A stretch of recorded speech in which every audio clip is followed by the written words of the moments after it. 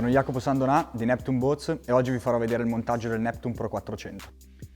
Iniziamo col togliere la borsa di trasporto e iniziamo a srotolare la barca. Mettiamo le valvole in modalità gonfiaggio. Adesso gonfieremo il Neptune con la scoprega GE VTP, compressore elettrico, ma nel caso vogliate farlo con la pompa manuale siete più che giustificati a farlo. Settiamo il compressore a 4 psi.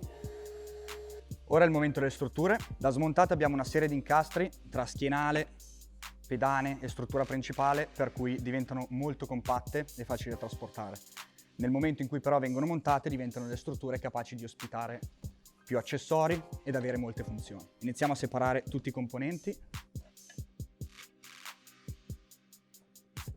Iniziamo con l'assemblare la struttura principale, quindi partiamo dalle gambe del leaning post.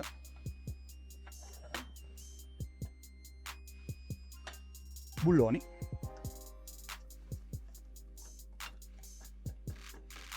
E la andiamo a posizionare in corrispondenza degli anelli che in questo momento ci servono. Io preferisco questa configurazione perché permette a tutti e due gli angler di pescare in maniera molto comoda.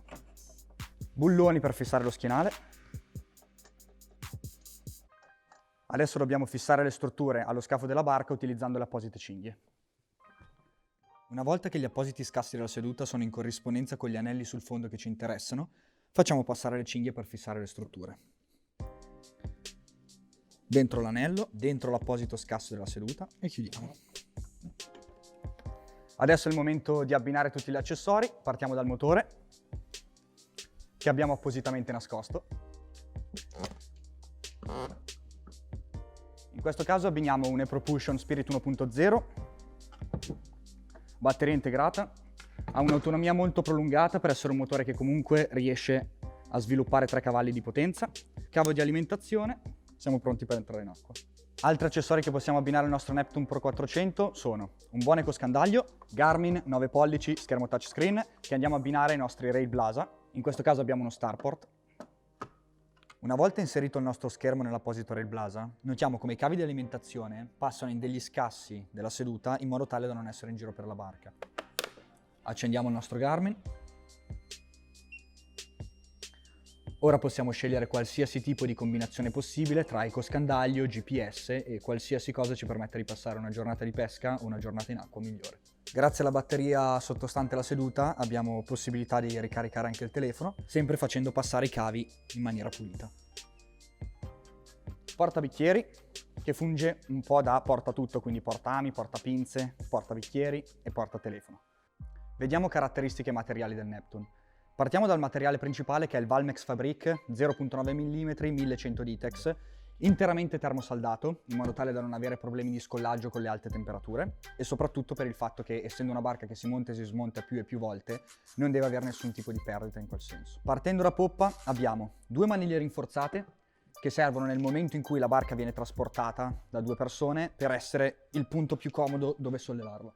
Abbiamo specchio di poppa in compensato marino ultra resinato, poi abbiamo rinforzi per il posizionamento del motore, scarico dell'acqua in modo che tutta l'acqua che entra in barca, ad esempio in giornata di pioggia, possa defluire automaticamente. La prima struttura che abbiamo a poppa è la casting structure, struttura di alluminio andata prima in cataforesi e poi verniciata a polvere, in modo da essere completamente resistente agli agenti atmosferici e alla salsedine, ricoperta da un'EVA, in questo caso un'EVA ad alveare, che funge da antiscivolo. Questa struttura serve nel momento in cui andiamo a fare una pesca a vista e dobbiamo alzarci dal livello dell'acqua, quindi avere una visuale più ampia per pescarci in piedi. Nel momento in cui vogliamo guidare da seduti, questo ci aiuta come seduta. 2 portacanne inclinati per la traina, guarnizione in gomma per lo sbattimento delle canne. Il fondo è in drop stitch 1000 Dainer, ricoperto in EVA, in modo da essere completamente antiscivolo.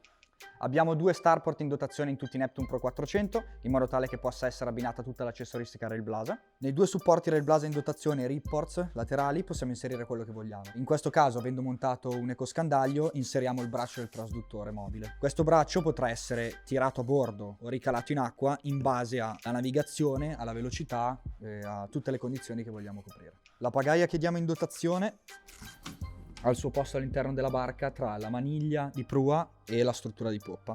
Rimane incastrata e anche in velocità non ha nessun tipo di problema. Passiamo alla struttura principale.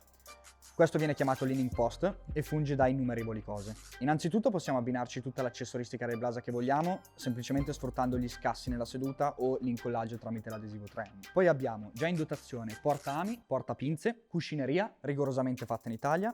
Poi abbiamo 6 portacanne, anche questi guarniti con un manicotto in gomma in modo da non intaccare le canne che andiamo a mettere. Sotto questa struttura abbiamo uno spazio per mettere qualsiasi cosa vogliamo, zaini, attrezzature in generale, in modo da non avere niente tra i piedi. Diciamo che questa struttura è un ottimo salvaspazio. Troviamo poi delle pezze di PVC antiscivolo sul tubolare, in modo che il passaggio da una parte all'altra delle due postazioni sia in completa sicurezza. Il PVC antiscivolo invece che abbiamo dietro serve nel momento in cui una persona sta pescando lateralmente e appoggia un piede sul tubolare, nel momento in cui pesca e ha bisogno di dare una ferrata che sia incisiva, non ha la possibilità di scivolare nel momento in cui fa pressione sulla gamba.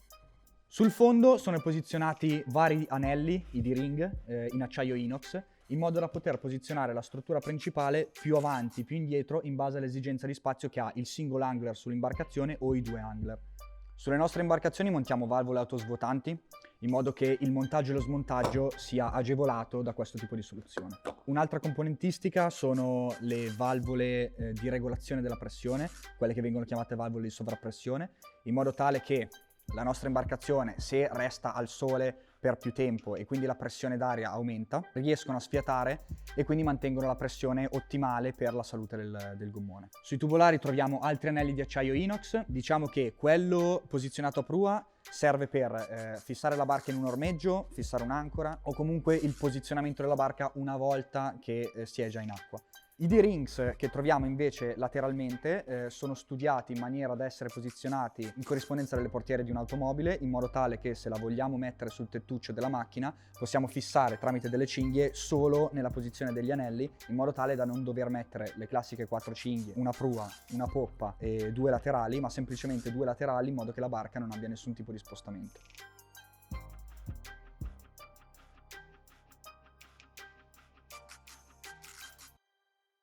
L'intero perimetro dell'imbarcazione è rivestito da un rinforzo antiurto. Anche i loghi che vediamo lateralmente e a prua non sono semplicemente un qualcosa di grafico, ma risultano degli antiurto, delle protezioni al nostro scafo. Anche il fondo è completamente rinforzato, in modo tale che possiamo trascinare la nostra imbarcazione su roccia, sassi, alberi, qualsiasi tipo di terreno senza minimamente danneggiarlo. Iniziamo col parlare dell'idrodinamica.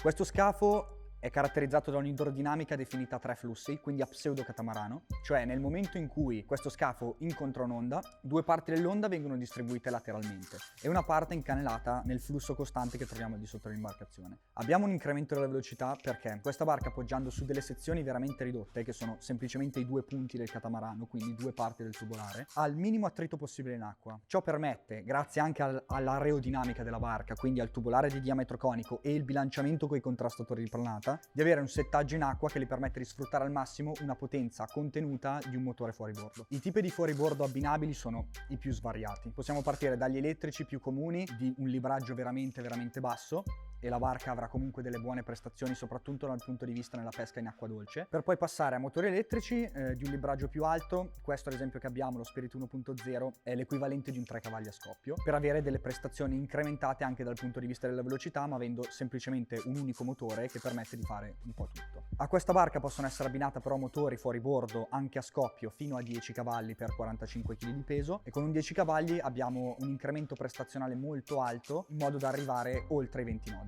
Per la guida tiller abbiamo 2 configurazioni, due modalità di guida in particolare, che sono la modalità di guida da seduto sfruttando la lunghezza standard del timone motore, la guida in piedi che è quella più prestazionale, diciamo, che ti permette di raggiungere le velocità più alte, tenendosi allo schienale della seduta e aggiungendo l'optional prolunga del timone motore, e riuscendo a guidare in piedi, riuscendo a sentire le onde, riuscendo a sentire tutto lo scafo che lavora in maniera perfetta in acqua.